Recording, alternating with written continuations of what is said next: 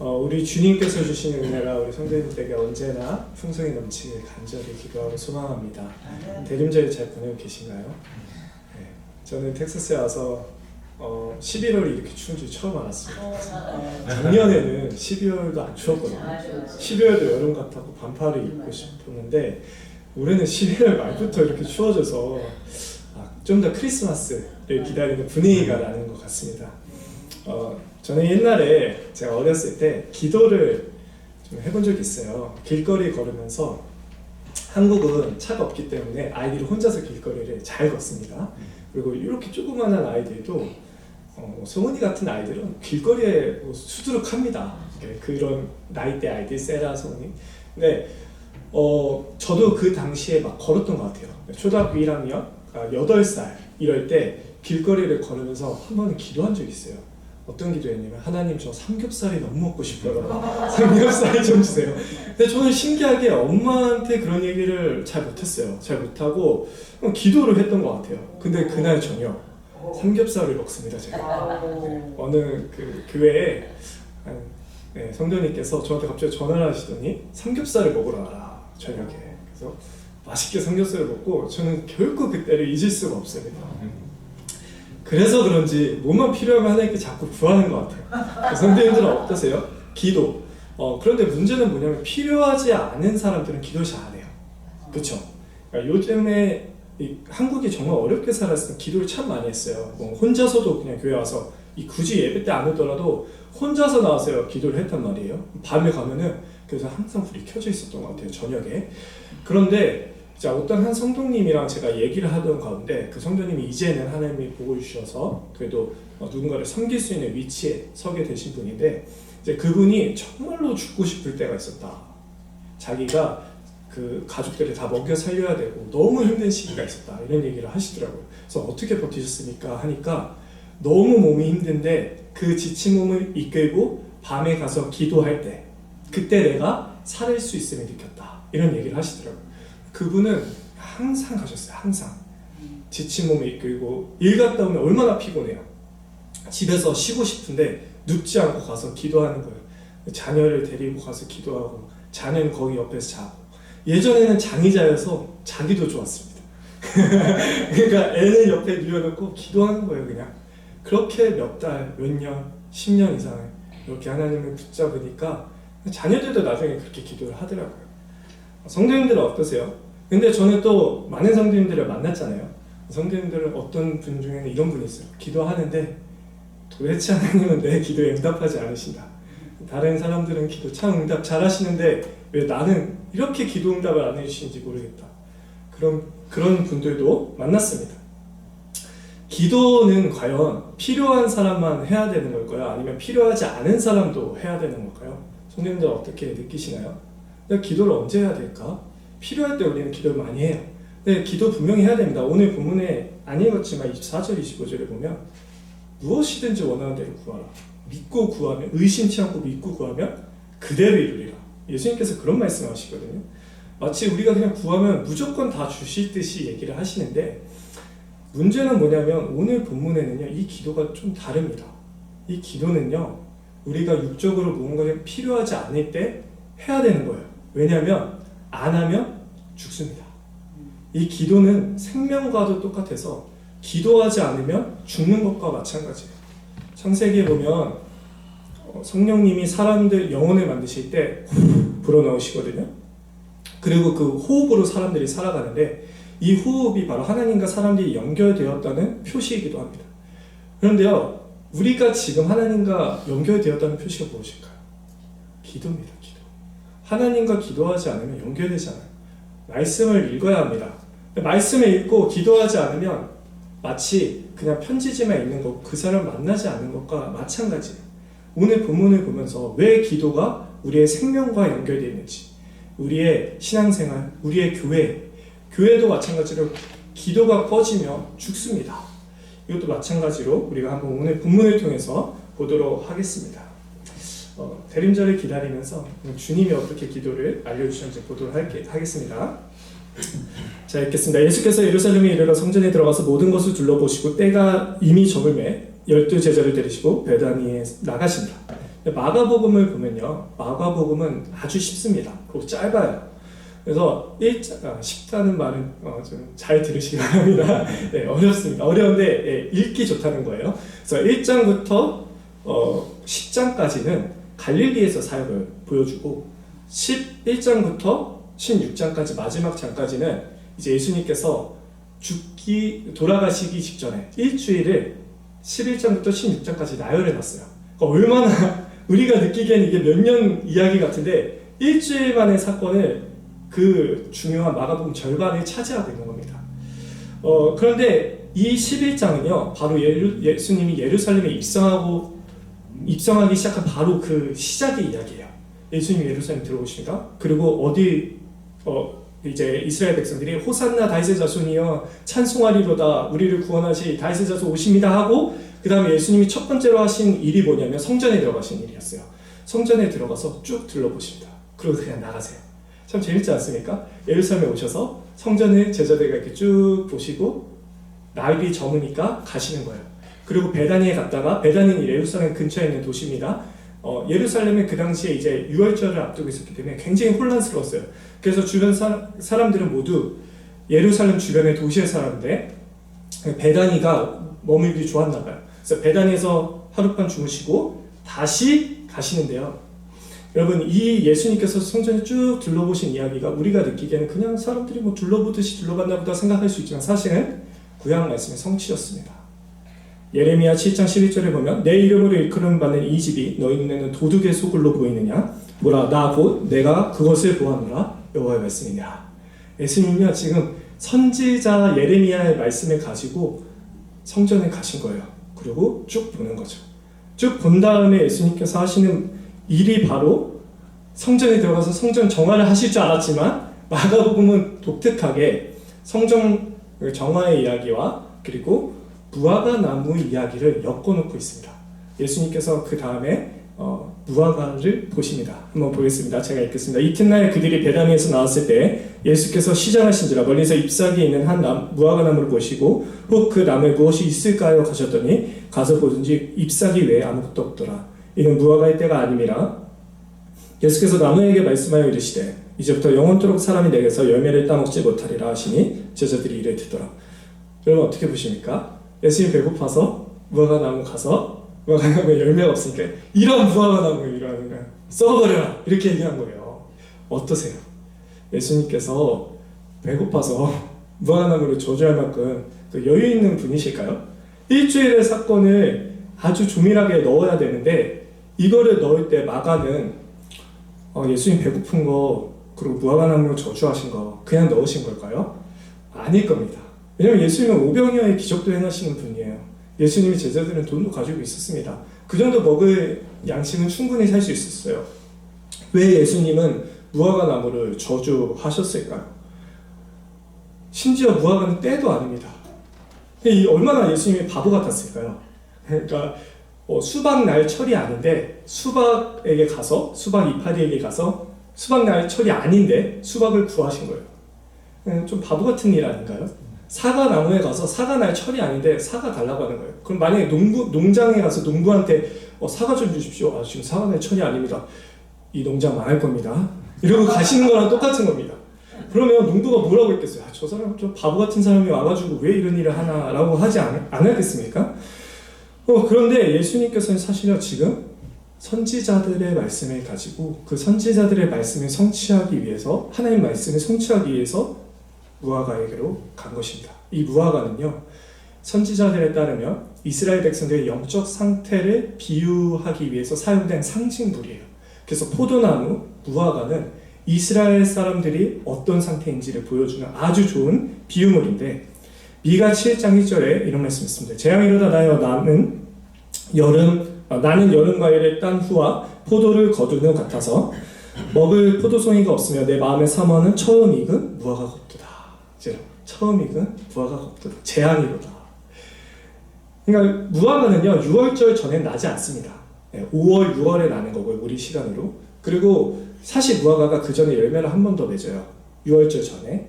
그런데 그 무화과는요 파계라고 하는데 그 5월, 6월에 나는 건 태행하고, 그런데 예수님은 그 사이에 파괴가 떨어지고 테에나가 떨어져 그 사이에 가신 거예요. 그래서 예수님이 이게 보신 이 말씀은요, 사실 무화과가 언제 나고 언제 따야 되고 뭐 무화과의 종류가 뭐고 이렇게 해석하려고 하는 사람들이 있는데, 그것보다 구약의 말씀이 성취되는 것을 우리가 집중해서 봐야 합니다. 무화과 좋아하시나요, 장님? 네. 무화과 좋아하세요? 어떠세요? 무화과 다들 좋아하세요? 네, 무화과 참 맛있잖아요, 그렇죠? 처음 익은 무화과가 없도다. 이것은 바로 이스라엘에게 열매가 보이지 않는다. 그리스도인으로서의 열매가 보이지 않는다. 어떠세요? 우리는 열매를 맺어야 되는 사람들입니다. 호세아 9장에는 이런 말씀이 있어요. 에브라임은 매름하자 그 뿌리가 말라 열매를 맺지 못하나니. 뿌리가 말라. 이 말씀은요, 예수님께서 마가복음에서 기가 막히게 사용하세요. 이따가. 그래서 무화과를 보면요, 뿌리가 말라버리거든요. 그래서 무화과를 저주하신 예수님은 결국에는 그 이스라엘 백성들이 열매가 없는 모습을 질책하시는 거고 책망하시는 겁니다. 마가복음 11장 15절에서 19절까지 마지막 절만 함께 읽겠습니다. 그들이 예루살렘에 들어가니라. 예수께서 성전에 들어가서 성전 안에서 매매하는 자들을 내쫓으시며 돈 바꾸는 자들의 상과 비둘기 파는 자들의 의자를 둘러 엎으시며 아무나 물건을 가지고 성전 안으로 지나다니며 허락하지 아니하시고 이에 가르쳐 이르시되 기록된 바 내 집은 만민이 기도하는 집이라 칭함을 받으리라 하지 아니하였느냐. 너희는 강도의 속으로 만들었도다 하시매 대제사장들과 서기관들이 듣고 예수를 어떻게 죽일까 하고 꾀하니 이는 무리가 다 그의 교훈에 놀랍게 여김으로 그를 두려워하니라. 19절 다같이 그리고 날이 저물매 그들이 성곽으로 나가니라. 지금 베라니에서 무화과를 만나고요, 성전으로 들어가신 거예요. 성전으로 들어가신 게, 성전에 보니까요 시끄러워요, 성전이. 근데 그 전날 이미 보셨잖아요. 자, 그 당시에 헤롯 성전입니다. 여기 보시면 맨 밑에 보시면 이방인의 뜰이라는 곳이 있죠. 그 유대 역사가 요세푸스라고 하는 사람이 있는데요. 이 사람은 신자가 아니었어요. 예수님 당시에 글을 써놨기 때문에 아주 중요한 기독교 역사가입니다. 하나님을 믿었는지 안 믿었는지 우리가 확실히 모르지만, 근데 그 요세푸스의 증언에 따르면, 성경에 나오지 않는 사람이에요. 그 증언에 따르면 이방인의 뜰에서 환전이 이루어졌고 매매했다라는 얘기가 나와요. 보시면 엄청 넓으시죠? 네. 근데 이 성전은 이 마가복음에는 이방인의 뜰이라는 그 단어가 나오지 않기 때문에 사실은 우리는 그냥 참고용으로만 보는 겁니다. 성경 해석에는 크게 영향을 미치지 않습니다. 그런데요, 이걸 보시면요, 여기 안에서 이제 사람들이 이 동전으로 환전을 해야 되는 거예요. 이 당시에는 히브리 세겔이 이미 사라진 상태고, 사람들은 로마의 동전을 가지고 두로의 세겔로 바꿔야 되는 일을 겪었습니다. 환전할 때 수수료 많이 떼시죠? 지금 미국 환율이 많이 높은데 힘듭니다. 미국 환율이 많이 높은데 또 은행이요 또 떼가요 거기서. 그러니까 우리가 환율 보면은 뭐 1,450원이래도 은행에서 바꾸면 1,480원이에요. 얼마나 많이 떼가는 거예요, 그렇죠? 0.3%막 이렇게 떼가는데 이 환전을 이렇게 하는 겁니다. 근데 왜 이 동전으로 했냐? 이 동전에도 똑같이 여기 보면은 이 동전에도 똑같이 이 신의 이름이 있거든요. 신의 이름. 이게 바알의 자녀라고 얘기하는 이야기도 있어요. 그 정도로 저 독수리고 두로의 동전이었거든요. 두로의 동전. 성전세를 내는데 왜 이 동전으로 했을까? 우리가 고민해봐야 돼요. 이 동전이 순은에 가장 가까웠다고 합니다. 그래서 순전한 것을 드려야 했기 때문에 이걸 드린 거예요. 저는 이해가 안 돼요. 순전한 것을 드리는데 왜 이방의 동전을 사용하고 있을까? 물론 성경의 마가는 이것에 대해서 얘기는 하지 않습니다. 그런데 우리는 역사적으로 봤을 때 왜 그랬을까? 라고 생각할 수 있는 거죠. 보시면요, 예수님께서 가서 이제 매매하는 사람들 쫓아내시고 돈 바꾸는 사람들 쫓아내시고 막 상 엎으시고, 한마디로 정말 이상한 사람이 들어온 겁니다. 저희 교회 만약에 그런 분이 들어왔다고 생각해 보세요. 갑자기 저한테 마이크를 뺏으시고 다 나가라고 하시고 저희가 준비한 식사를 다 엎으시고, 이런 충격과 같은 충격이었을 겁니다. 그래서 예수님께서 이렇게 말씀합니다. 17절에 내 집은 만민이 기도하는 집이다. 만민이 기도하는 집이다.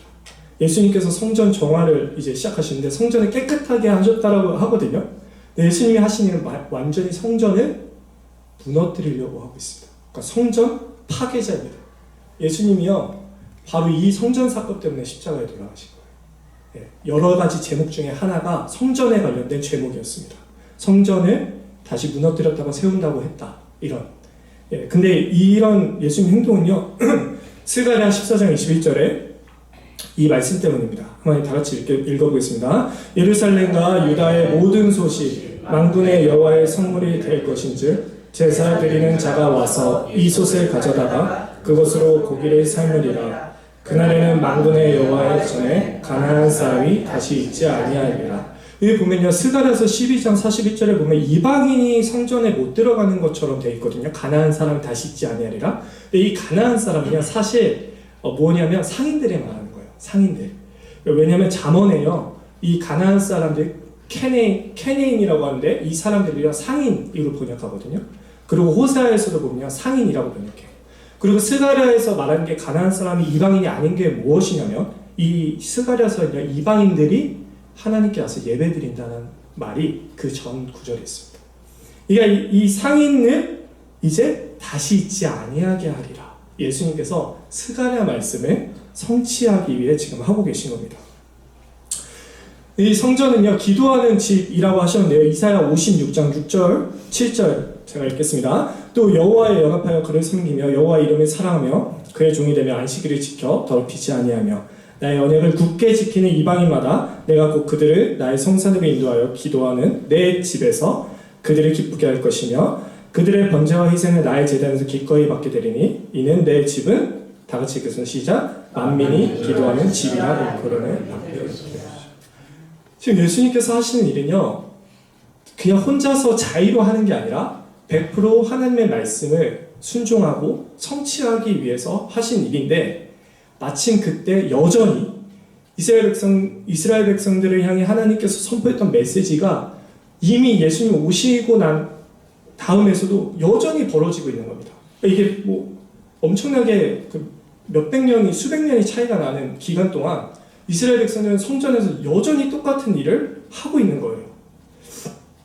그리고 이제 예레미야 7장 9절에서 11절 말씀이 있습니다. 제가 읽겠습니다. 너희가 도둑질하며 살인하며 간음하며 거짓 맹세하며 바알에게 분향하며 너희가 알지 못하는 다른 신들을 따르면서 보십시오. 지금 이중적인 이스라엘 모습이 나오는 겁니다. 세상을 따르면서, 쉽게 말해서 세상을 따르면서 10절에 내 이름으로 일컬음을 받는 이 집에 들어와서 내 앞에 서서 말하기를 우리가 구원을 얻었나이다 하느냐. 이는 이 모든 가증한 일을 행하려 함이로다. 내 이름으로 일컬음 받는 이 집이 너희 눈에는 도둑의 소굴로 보이느냐? 보라, 나 곧 내가 그것을 보았노라. 아까 그 보았노라. 그랑 똑같은 거죠. 그러니까 이 성전이 마치 은신처와 같았어요. 이 강도라는 단어는요, 예수님 당시에 범죄를 저지르고 나서 이제 큰 범죄를 저지르고 나서 이제 마치 그 정치범들 혹은 사람들을 그냥 자신의 어떤 신념 때문에 죽이는 사람들을 가리켜서 이 강도라고 이 단어를 지칭하거든요. 근데 이 강도들이요, 범죄를 저지른 다음에 어딘가에 가서 숨는 은신처, 그게 바로 소굴이에요. 그러니까 성전이요, 마치 범죄를 충분히 저지르고 난 다음에 도망치는 은신처와 같다라고 하는 거죠. 그 사람들을 보면요, 너무 아름답습니다. 마치 무화과 나무 잎이 무성해서 거기 가면요, 열매가 있을 것 같이 보이지만 그곳에 들어가 보니까 아무런 열매도 없는 거예요. 이 무화과 나무는요, 바로 그런 의미입니다. 어떠세요, 사랑하는 성도 여러분? 오늘 점심 맛있는 거 먹죠? 누가 준비해 주셨나요? 누가 준비해 주셨죠? 아, 감사합니다. 이제 맛있는 점심을 우리가 먹을 텐데, 권사님이 아름다운 그릇을 가져오셨어요. 그래서 저기 뒤에 지금 큰 솥에 있는데 열어보니까 아무것도 없는 거예요. 여러분은 어떻게 말하겠습니까? 권사님이 드디어 가셨구나. 아우런 마인드 하셨구나. 블랙아웃 오셨구나. 이렇게 얘기할 거 아니에요. 그쵸? 지금 그거랑 똑같은 상황입니다. 네. 그리고 이제 예수님께서 성전을 나가십니다. 성전에 나가세요. 보시면, 네. 성전에 나가시는데, 이 18절에 보면, 대제사장들과 서기관들이 이걸 듣고, 성전 안에서 예수님이 하신 말씀 듣고, 저 예수를 죽여야겠다. 왜냐면, 보세요. 대제사장과 서기관은 어디에 엮여있는 사람들입니까? 성전에 엮여있는 사람들이에요. 그 사람들의 생계는 성전에 달려있습니다. 그러니까 성전이 무너지면 자신들은 모든 걸 다 잃는 거예요. 하나님만 있으면 됩니다. 그런 거 없습니다. 이 사람들은 누구보다 세상적인 사람이었어요. 역사 주석가들 보면요, 이미 감람산에, 다른 산에 이미 성전에서 드릴 제사물을 구매할 수 있는 곳과 환전상이 있었다고 해요. 그러니까 백성들은 들어오면서 이미 그것을 구매할 수 있었어요. 왜냐면 우리 좀 필요하잖아요. 그렇죠? 좀 필요합니다. 교회 주변에 좀 은행도 있어야 되고요. 헌금 드려야 되니까요. 그리고 정말 좀 편리하게 우리가 낼 수 있게끔 요즘에 온라인 계좌로 헌금도 하잖아요. 이게 똑같은 겁니다. 그렇게 할 수 있어요. 그런데 문제는 뭐냐면 폭리를 취하기 위해서 굳이 그것을 성전 안으로 갖고 들어오고 자기들이 그걸 관리했다는 거예요. 그러니까 죽이려고 했지만 거기 있던 사람들이요, 예수님의 말씀을 듣고 뭔가 이제 깨어나기 시작하는 거예요. 저분은 어떻게 저렇게 선지자들의 말씀을 다 아실까? 선지자의 말씀을 들으니까 그 사람들이 이제 깨어나기 시작하는 거죠. 예수가 하는 말이 사실이 아닐까? 진짜가 아닐까? 이러니까 무서워해서 죽이지 못하는 겁니다. 예수님께서 이런 일을 벌이신 다음에 마가복음 11장 20절에 이제 나가십니다. 예루살렘 성전에 나가셔서 베다니에 다시 도착하십니다. 그들이 아침에 지나갈 때 무화과나무가 뿌리째 마른 것을 보고 베드로가 생각이 나서 여짜오되 랍비 여보소서 저주하신 무화과나무가 말랐나이다. 말랐나이다. 여기서 보시면 뿌리째 마른 무화과나무라고 하죠. 우리가 전에 읽었던 말씀 찾아보면 여기 보시면 호세아 9장 16절에 뿌리가 말라 열매를 받지 못한다. 근데요, 이거는요, 뿌리가 마르는 건요, 하나님 쪽에서 뿌리를 말리시는 겁니다. 왜냐하면 연결이 돼 있는데 열매가 맺혀지지 않으니까 그 은혜를 그냥 꽁으로 받고 그냥 아무것도 안 하니까 이게 끊어내는 거죠. 그래서 이제 예수님께서 그 이후에 또 말씀을 하시는데요. 한번 보도록 하겠습니다. 그 이후에 22절에 보면 예수께서 그들에게 대답하여 이르시되 하나님이 믿으라. 내가 진실로 너희에게 이르노니 누구든지 이 산더러 들려 바다에 던지리라 하며 그 말하는 것이 이루어질 줄 믿고 마음에 의심하지 않으면 그대로 되리라. 그러므로 내가 너희에게 말하노니 무엇이든지 기도하고 구하는 것은 받은 줄로 믿으라. 그리하면 너희에게 그대로 되리라. 서서 기도할 때에 아버지나 형이가 있거든 용서하라. 그리하여 하늘에 계신 너희 아버지께서도 너희 허물을 사하여 주시리라 하시니라. 아멘. 성도님도 좀 이해가 안 되지 않으세요? 무화과 얘기 갑자기 심판 얘기하다가 갑자기 기도에 대한 얘기로 예수님께서 전환하시고 그 기도가 그냥 기도하십시오 이 정도가 아니에요. 무엇이든지 원하는 대로 구하라. 그대로 되리라. 2번이나 반복하시면 그대로 되리라. 그대로 되리라. 그런데 왜 예수님은 이 성전과 무화과와 기도를 연결하고 계실까? 무화과 사이에 성전이 껴있는 걸 보면 분명히 열매 없는 무화과처럼 성전에서 아무런 열매로 얻지 못할 것이다 라는 걸 예수님께서 책망하고 계신데요. 2번째는요, 왜 예수님께서 기도에 대한 얘기를 하실까? 성전에 만민이 기도하는 집이라 칭함을 일컬음 받게 될 것이다. 성전의 가장 중요한 기능은 무엇입니까? 기도입니다. 기도. 말씀 맞습니다. 제사 맞습니다. 네, 모든 걸 다 포함합니다. 그런데 예수님께서 지금 우리에게 강조하고 싶은 건 무엇이냐면 이방인이 드리는 기도입니다. 만민이 와서 드리는 기도. 예수님은요, 지금 성전을 파괴시키시고 또 다른 성전을 짓고 계십니다. 그 성전은 이전에는 하나님의 은혜를 받았을지 모르나 하나님이 진 이래로부터 성전의 기능이 제대로 작동했었던 적은 다윗의 때가 아마 전부였을 겁니다. 모세, 다윗, 성막, 성전. 그 이후부터는 여러 군데에서 우상 숭배가 일어나고 성전의 기능은 더 이상 제대로 기능하지 못합니다. 하나님께서 왜 이렇게 성전을 향해 무서운 말씀을 하실까? 재앙이로다. 망할 것이다. 너희가 자녀를 낳을지라도 내가 그 자녀를 없앨 것이다. 너희는 나의 백성이 아니고 나는 너희의 하나님이 되지 않을 것이다. 너희는 이제 수많은 나라를 돌아다닐 것이며 그곳에서 고통받을 것이다. 하나님께서 하시는 말씀을 들으면 너무 무섭습니다. 제가 다 안 가져왔어요. 너무 무서워서. 대리인절과 우리의 분위기를 모두 다 깰 너무 무섭더라고요. 하나님 왜 그러셨을까요? 수백 년간 하나님 기다리셨는데 여전히 이스라엘 백성들은 성전의 기능을 회복하지 못하고 있습니다. 결국 하나님께서 자기가 지었던 그 사랑하는 모세와 사랑하는 다윗과 지었던 성전을 파괴시키시고 스스로 성전이 되어주십니다. 그 성전이 되기 위해 십자가에서 자신의 목숨을 바치시고 영원 전부터 사랑하셨던 하나님 아버지와 아들은 그 십자가에서 이 인류가 그 누구도 경험하지 못했던 눈물의 고통을 겪으시고 다시 한 번 더 이스라엘 백성들이 와서 기도하게끔 그리고 이방인들이 와서 기도하게끔 하시는 겁니다.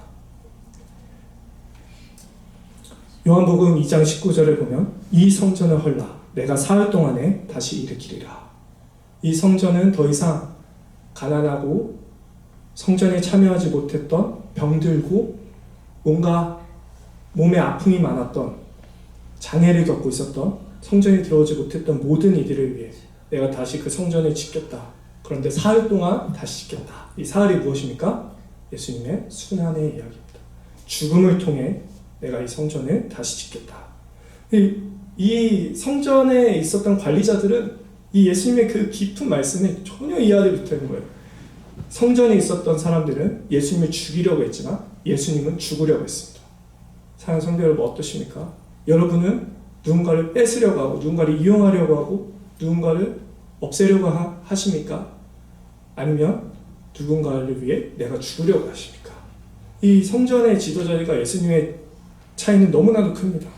마가복음 14장 58절에 손으로 지은 이 성전에 내가 헐고 손으로 짓지 아니한 다른 성전에 사흘 동안에 지으리라 하더라 하되. 예수님께서는 그렇게 성전을 다시 지은 기도의 자리를 다시 짓기 위해서 지금 죽음의 골짜기로 가고 계신 겁니다. 그런데 사랑하는 성도 여러분, 너무 희망되지 않습니까? 이 성전이 무너질 거라고 하고 너희의 삶이, 너희의 신앙생활이 무너질 거라고 지금 얘기하십니다. 기도가 없는 그 성전에서. 그런데 이제 다시 예수님께서 괜찮다. 무엇이든지 원하는 대로 구하라. You can ask God whatever you want. 이렇게 말씀하시는 거예요. 근데 you can ask God이 아니라 you have to, you must ask God입니다. 그러니까 우리 예수님께서 다시 한 번 더 희망을 주시는 겁니다. 그런데 그 죄의 짐은 이제는 우리가 지는 게 아니라 예수님께서 지신다는 거죠. 이 성전을 짓기 위해 수많은 사람 역군들을 동원할 필요 없고 이 성전을 짓기에 너희의 돈이 필요하지 않고 이 성전을 짓기에 너희의 노력이 필요하지 않고 너희가 모든 것을 얻을 수 있는 바로 그 성전을 짓도록 하겠다. 이 말씀하신 뒤에 마가복음 11장에서 11장 27절에서 이제 이 사람들이 예수님한테 물어봅니다. 무슨 권위로 이렇게 하는 거냐? 지금 성전을 무너뜨리려고 하는데 무슨 권위냐? 하니까 예수님께서 29절에 이렇게 말씀하십니다.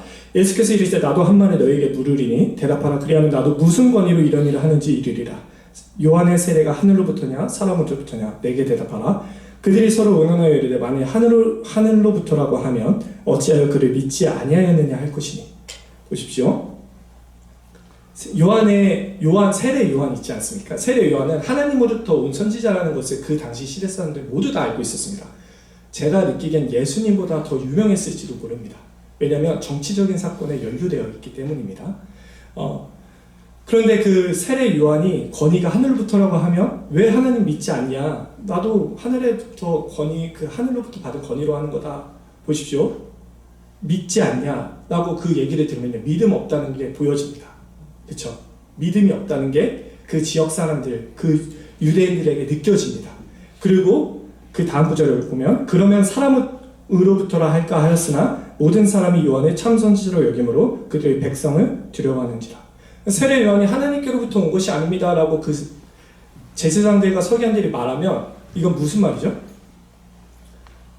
지금 백성이 그 사람들을 제사장들을 보면서 저 사람들 제사장 맞아? 이렇게 되는 겁니다. 그러니까 이제 둘 다 말을 못하는 거죠. 이게 무슨 말이냐면 이건 예수님의 권위에 대한 논쟁이 아니라 그 사람들의 신앙에 대한 문제입니다. 그 사람들은 하나님을 향한 믿음도 없었고 사람에 대한 두려움으로 가득 찼습니다. 그렇기 때문에 지금 이 일을 하고 있는 거죠.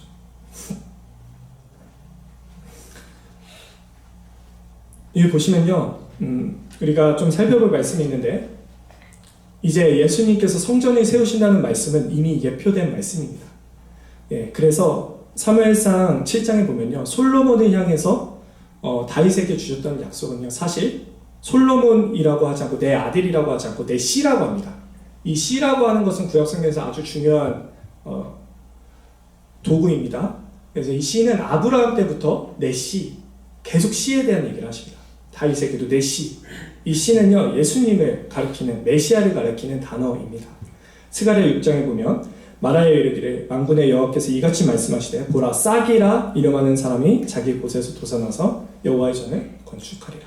이 당시에 포로기의 말씀인데요, 스가랴는 이 포로기의 선지자나 그 지도자들을 말하는 단어가 싹이기도 하지만 이 싹은 결국엔 예수님, 메시아를 가리키는 단어였습니다. 그래서 결국에는 하나님께서 예수님을 통해서 새로운 성전을 지을 것이다. 에스겔 37장 23절 28절에 보면 분명히 나오는데요. 그들이 그 우상들과 가증한 물건과 그 모든 죄악으로 더 이상 자신들을 더럽히지 아니하리라. 내가 그들을 그 범죄한 모든 처소에서 구원하여 정결하게 한즉 그들은 내 백성이 되고 나는 그들의 하나님이 되리라. 내 종 다윗이 그들의 왕이 되리니 그들 모두가 한 목자에게 있을 것이라. 그들이 내 규례를 준수하고 내 율례를 지켜 행하며 내가 내 종 다윗에게 준 땅 곧 그의 조상들에게 거주하던 땅에 그들이 거주하되 그들의 자자손손이 영원히 거기에 거주할 것이요 내 종 다윗이 영원히 그들의 왕이 되리라. 에스겔 선지자는 다윗 왕 이후의 선지자입니다. 다윗을 말하고 있는 거예요. 자, 한 목자 누구죠? 메시아 예수 그리스도를 말하는 겁니다. 미가 6장에 보면 내가 무엇을 가지고 여호와 앞에 나아가면 높으신 하나님께 경배할까? 내가 번제물로 1년 된 송아지를 가지고 그 앞에 나아갈까? 여호와께 천천의 순양이나 만만의 강물 같은 기름이 기뻐하실까? 내 허물을 위하여 내 마다들을 내 영혼의 죄로 말미암아 내 몸에 열매를 드릴까? 사람아, 주께서 선한 것이 무엇이며 내게 보이셨나니 여호와께서 내게 구하시는 것은 오직 정의를 행하며 인자를 사랑하며 겸손하게 내 하나님과 함께 행하는 것이 아니냐.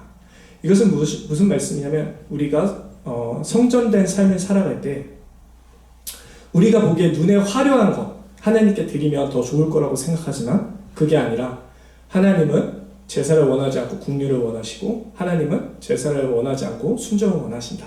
이런 얘기를 하고 있는 거죠. 결국에는 하나님께서 말씀하십니다. 에스겔 37장 26절, 27절, 28절 내가 그들과 화평의 언약을 세워서 영원한 언약이 되게 하고 또 그들을 견고하고 번성하게 하며 내 성소를 그 가운데 세워서 영원히 이르게 하리니 내 성소를 그 가운데 세워서 영원히 이르게 한다. 예수님께서 세우실 그 성소를 영원한 성소를 얘기하는 겁니다. 내 처소가 그들 가운데 있을 것이며 나는 그들의 하나님이 되고 그들은 내 백성이 되리라. 내 성소가 영원토록 그들 가운데 있으리니 내가 이스라엘을 거룩하게 하는 여호와인 줄 열국에 알리라 하셨다. 그러니까 이제는 우리가 예수님과 함께 성전을 지은 거죠.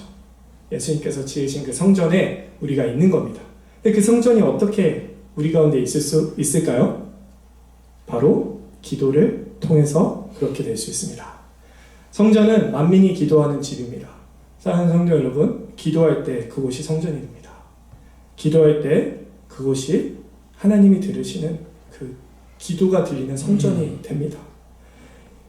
내가 진실로 너에게 이르노니 누구든지 이 산더러 들리어 바다에 던져지리라 하며 그 말하는 것이 이루어질 줄 믿고 마음에 의심하지 않으면 그대로 되리라. 그러므로 내가 너에게 말하노니 무엇이든지 기도하고 구하는 것은 받은 줄로 믿으라. 그리하면 너에게 그대로 되리라. 어떠세요? 뭐 구하고 싶으세요? 장윤희 선생님 뭐 하나님께 구하고 싶은 거 있으세요? 지금? 돈이라고요? 네! 와, 네버기 원트입니다. 무엇이든지 구할 수 있습니다. 아버지잖아요. 아버지한테 구하는데 돈 구한다고 에이 옅다 이놈 어떻게 그런 것만 구하냐 하시겠어요? 구할 수 있죠. 그런데 우리의 기도가 뭔가 다른 점이 있지 않을까요? 그게 바로 25절 말씀입니다. 서서 기도할 때 아무에게나 혐의가 있거든 용서하라. 그리하여 하늘에 계신 너희 아버지께서도 너희 허물을 사하여 주시리라 하시니라. 우리의 기도는 용서가 수반되지 않으면 하나님께 들려지지 않습니다. 예수님은요 성전을 지실 때 용서로 지으셨어요. 그쵸? 우리가 죄를 짓고 그 죄를 사하시기 위해서 예수님 십자가에 돌아가신 거잖아요. 그런데 그 성전에 지으신 게 그럼 뭐죠? 용서를 통해 지으신 겁니다. 그래서 그 성전은요, 용서받은 사람들과 용서하는 사람들이 모이는 곳이에요. 성전을 짓는 방법은 용서입니다. 용서. 우리 교회에서도 성전을 짓기 위해서 우리가 할 수 있는 건 용서예요. 그냥 그 사람이 잘못하지 않아도 미울 때 있잖아요. 그렇죠? 네, 그냥 미울 때 있잖아요. 그래도 네, 나보다 그 사람이 뭔가 편해 보이고 나을 때, 아니면 나보다 더 뭔가 잘 사는 것 같고 그럴 때도 미워할 수 있잖아요. 아니면 우리가 뭐 직장생활 하시면 괜히 작은 거 하나에 삐지지 않아요? 네, 그 용서를 말하는 거죠. 그래서 그 용서를 통해 우리가 성전으로 나아가고 기도할 수 있다, 이런 얘기를 하시는 겁니다. 오늘 말씀은요, 우리에게 이렇게 말하고 있어요. 성전 되신 예수님께서 기도의 자리로 부르시니 왜곡된 신앙을 따르지 말고 믿음과 용서의 기도로 열매를 맺으십시오. 네, 성전 되신 예수님께서 기도의 자리로 부르십니다. 왜곡된 신앙을 따르지 말고 믿음과 용서의 기도로 열매를 맺으십시오. 네, 성전 되신 예수님께서 기도의 자리로 부르신다는 것은 우리가 충분히 지금까지 들었으니 왜곡된 신앙이 무엇인지에 대해서 한번 생각해 봐야겠죠. 우리가 일주일을 살고 하루 나와서 교회에서 예배합니다. 1시간 예배하죠. 1시간도 채 못 됩니다. 이 시간 동안 우리는 충분히 왜곡된 신앙을 따를 수 있습니다. 이곳이 강도의 은신처가 될 수 있습니다. 사랑하는 성도 여러분은 어떠십니까? 여러분들의 삶 가운데 열매가 있으십니까? 여러분들은 용서하고 계십니까? 여러분들은 정말로 세상과는 다른 가치관을 가지고 살아가며 이곳에 와서 예배 드리고 계십니까? 우리가 왜곡된 신앙을 충분히 따를 수 있다는 것을 우리가 기억해야 합니다. 대림절을 우리가 겪고 있습니다. 대림절을 지내고 있습니다. 대림절은 주님이 오시는 날을 기다리는 건데, 새로운 성전이 우리에게도 여전히 필요합니다. 우리는 날마다 새로운 성전을 예수님과 함께 지어 나가야 하는 사람들임에도 불구하고, 오늘 우리는 그 기도하는 집을 만들지 못한 채 여러 가지 분주한 일들로 이 성전을 채울 수 있습니다. 나의 눈은 여전히 세상을 사랑하고, 나의 목표는 여전히 세상을 향해 있고, 내가 살아가는 것과 세상 사람들이 살아가는 것이 다르지 않고, 그렇다면 우리는 어쩌면 왜곡된 신앙을 따르고 있는 것은 아닌지 생각해 보아야 합니다. 두 번째로 믿음의 용서의 기도로 열매를 맺어야 하는데요. 저희 집에 트리 하나가 있습니다. 아주 멋있는 트리를 반값에 구매했습니다. 그래서 한 이 정도 됩니다.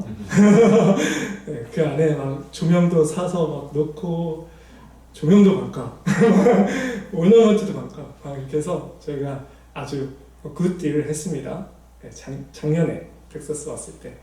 그래서 막 너무 좋아가지고 할로윈 끝나자마자 그냥 무슨 할로윈이냐, 트리를 만들어야 되는데, 끝나자마자 저희 집이 아마 제일 먼저 했을 거예요. 들어보니까 누가 먼저 하는가가 되게 중요하다고 하더라고요. 그래서 저희 집에 들어오시는 분들마다 벌써 이 집은 트리 했다고, 부지런하다고 그랬었는데, 제가 오늘 설교를 쓰면서 그 트리를 봤습니다. 트리를 보니까 너무 이뻐요. 너무 아름다워요. 그런데 그 트리는 어떤 솔 향도 나지 않고 어떤 솔 열매도 가질 수 없습니다. 그 트리는 그냥 보기에 좋은 거예요. 우리의 교회도 보기엔 좋을 수 있습니다. 그러나 우리의 교회가, 우리가 진정한 교회를 만들지는 못하고 있을 수도 있어요.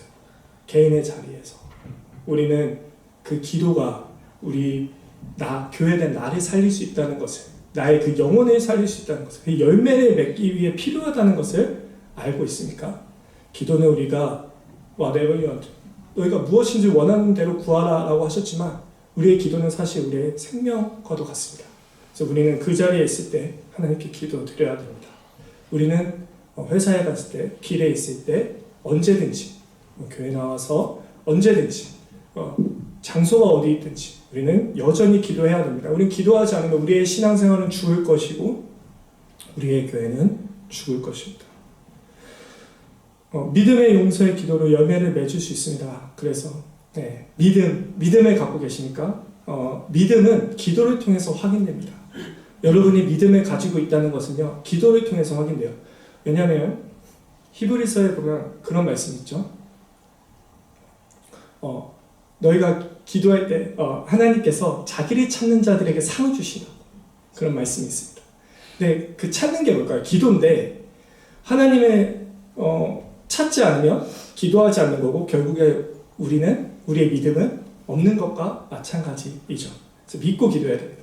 저희 아들이요, 저희가 이제 매일 밤마다 하는 루틴이 있습니다.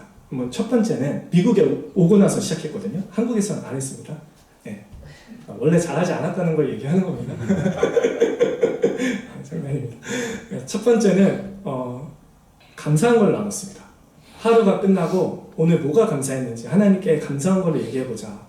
그래서 저희 아내랑 저랑 매일 좋을 때도 있지만 안 좋을 때도 있지 않겠습니까? 분위기가 좀 험악한 날도 있지 않겠습니까? 그러면은 하기 싫어요. 또 하기 너무 싫습니다. 처음에 몇 번 뛰었던 것 같아요. 근데 계속 하니까 분위기가 좀 험악기도 합니다. 하긴 합니다. 그래서 감사한 거 하고, 두 번째는 이제 기도하고, 세 번째는 제가 손을 얹고 축복을 합니다. 매일 밤마다 해요. 그런데 저희 아들이 어느샌가 기도할 때 이렇게 기도하는 거예요. 하나님, 우리 가족에게 이걸 주세요. 이렇게 기도해야 되는데 이걸 주셔서 감사합니다. 이렇게 기도하는 거예요. 그러니까 받은 게 없는데 주셔서 감사합니다. 그래서 저희 아내랑 저는 너무 놀랐어요. 물론 애가 모르고 한 겁니다. 그냥 막 그 단어를 막 조합해가지고 주셔서 감사합니다 이렇게 하는 건데, 제가 듣고 좀 놀랐습니다. 아빠는 맨날 달라고만 기도하는데 너는 주셔서 감사하다고 기도하네? 그래서 아빠도 그렇게 기도해야겠다 이랬던 적이 한 번 있었던 것 같습니다. 사랑하는 성도님들은 어떻게 기도하십니까? 어차피 안 주실 거니까 기도 안 합니다. 그렇게 할 수도 있지만 일단은 무엇이든지 다 구하시기 바랍니다. 그리고 두 번째는 용서하시기 바랍니다. 우리 안에 항상 용서가 필요한 사람들이 우리 마음속에 있는 것 같아요. 그렇죠? 작은 것만 손해봐도 그 사람이 미울 때가 있잖아요. 내가 뭔가 손해보는 것 같으면, 말 하나라도 내가 뭔가 그 사람에게 손해본 거 있는 것 같으면 우리는 그 사람을 쉽게 미워할 수 있습니다. 그런데 미워할 수는 있지만 용서해야 합니다. 미워할 수 있습니다. 저 사람은 왜 나한테 그랬을까? 저 사람 정말 싫다. 잘 안 됐으면 좋겠다.